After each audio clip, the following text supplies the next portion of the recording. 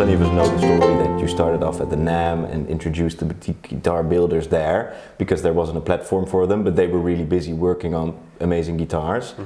But why did you start there? Why the boutique builders? Oh, NAMM asked me to.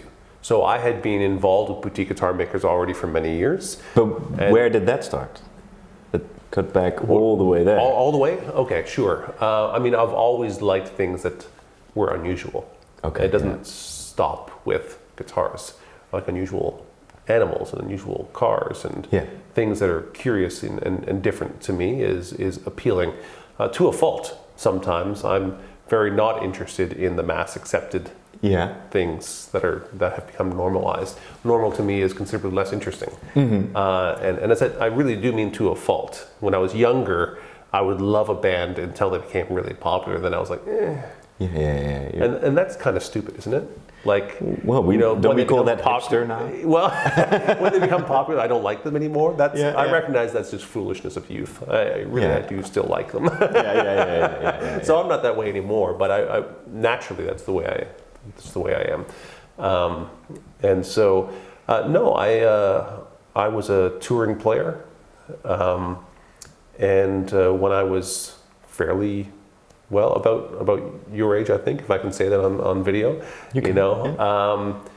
I had an older gentleman who was 77 years old, and he was suffering from mania, like literally a maniac. And he kept on getting in trouble. His kids had power of attorney, and he kept on getting in trouble with the music store, taking on too much debt and making a mess. The kids had to bail him out, and they were looking for someone to take over the store. They made me a stupid offer. Really, they said, if you can get us out of the lease, like pay first and last month's rent and get the lease with the landlord, we'll give you all of the inventory on consignment and you can buy the name of the store for $1 Canadian. You're like, really? And so my wife and I went away to a concert weekend and we said, okay, let's do this. And next thing you know, literally within a couple of weeks, we all of a sudden had a store that we had no plans to ever have a store. And so... Because you were just a guitar player.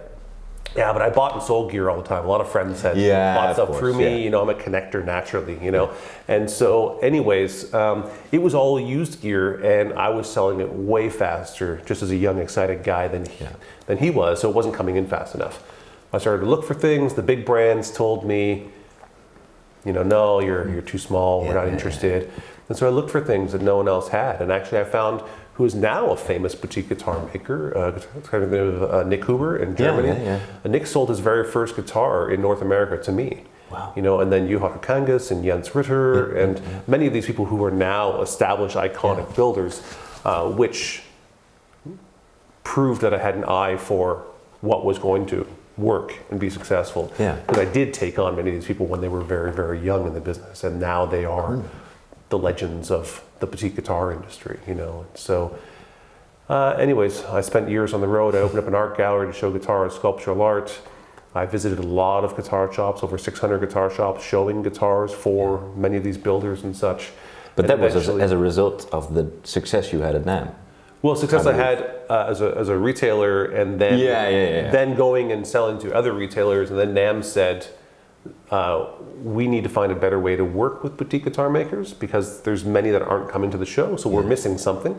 Jamie, can you help us figure out what we're missing so we can meet their needs? Not so we can sell them, but so we can take care of them. Because NAMM is actually, their job is to take care of the musical instrument industry. They're a not-for-profit organization. They're not a money-making show like, well, I shouldn't point it out, but all of the other shows are businesses that have to, owned by the city of Frankfurt. Music Mess is owned by the city of Frankfurt, let's say, as an example. Shanghai is owned by the city of Shanghai, I think. But NAMM is a not-for-profit, which has to take care of people. So when they say, we're not taking care of this group of people, they go into action, and they're actually willing to invest resources to find out how to take care of them. And so I designed the Boutique Guitar Showcase because they literally asked me to design something that works for boutique guitar makers. And then the retailers came into the space and said, Jamie, this is really exciting. Can you get this feeling in our store? And that's where the tour came from. And now 5 years later, here we are trying to get that feeling in your store. Well, I think it's going to work. It worked the past 2 years. So I want to work now. It's really exciting. I think it's really cool. But did you reach out to those brands because no one else was dealing with them, or was it really an interest in, oh, Nick Huber, he's making some really unique stuff?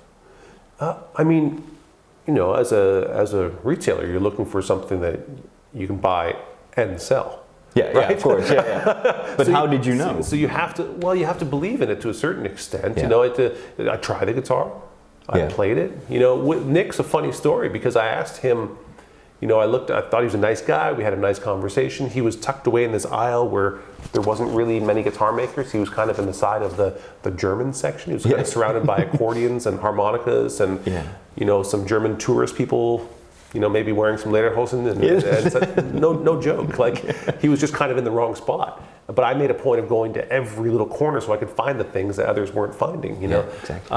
And I looked at his guitar and said, you know, this is really nice. It looks kind of like a PRS. Mm-hmm. You know, it's fancy wood, deep recarve. Why should I buy your guitar instead of buying that? And Nick said, I said, you know, there's so many great guitar makers in the world. He said there's Gene Baker and Terry McIntyre and Paul. And he went up and rhymed off all these people who he loves and respected. Yeah. And then wrapped it up by saying, man, I'm just happy that sometimes people choose my guitar. Yeah. Yeah. I thought, oh, I like this guy. Yeah. Well, that is the mind of an artist, I think. You make what comes from the heart or from whichever place in your body, and you hope someone else likes it as much as you do. Well, it's the ones that I want to work with anyways. Yeah, exactly. Like yeah. But I got to tell you, Martin, it was not normal. Normal answer was, well, have you seen this piece of crap that this guy's making and the quality of it? And they start ripping apart some of the brand, which is not a smart move and not very endearing. You know, it's better to talk about what you try to do. Yeah. And so Nick's answer was very refreshing.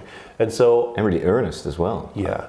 And so honestly, I made friends with these people and we started to live life together. Yeah. You know, and you know, as a Canadian, they introduced, you know, Jens Ritter lives in a little wine village, you know, and he introduced me to wine, and Claudio Pagelli, you know, introduced me to good food also, and my life began to be different. But it was really about engaging these people and knowing where it was coming from.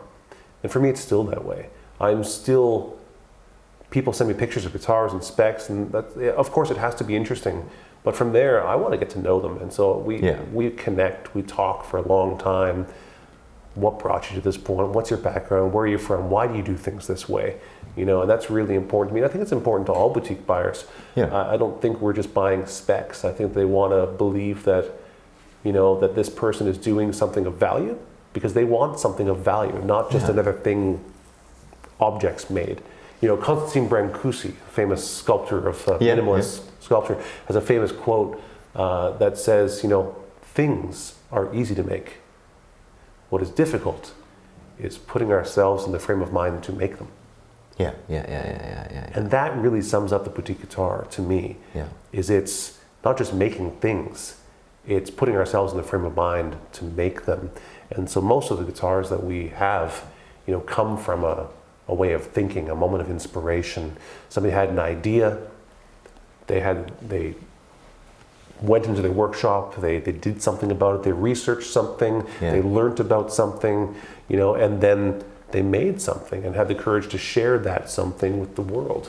And that's what we do on tours. We take those moments of inspiration that turned into objects to be shared with the world. And I get, you know, this may sound all too much for some average guitar buyers, but I literally get emails afterwards, after our events, that say, I went home and I looked up this word because the guitar was named Uterimony, which is a Aristotelian philosophy that talks about the ultimate human good and the ultimate good of an object. You know, a knife can have eudaimonia, which means a knife that is cutting exactly as it should. Your eye can have eudaimonia, which means your eye is seeing color, depth, sharpness exactly in the optimal level, right? That's achieving eudaimonia. So we had a guitar named Uterimony. Customer goes home, looks it up, falls into this rabbit hole of what is Uterimony, writes me this big long email about how life perspective change happened at the Boutique Guitar Showcase. But that's my life. That's what's happened to me in engaging these artisans who are thinking about things, and the guitar is is the icon in which gives them focus. It's the thing they create.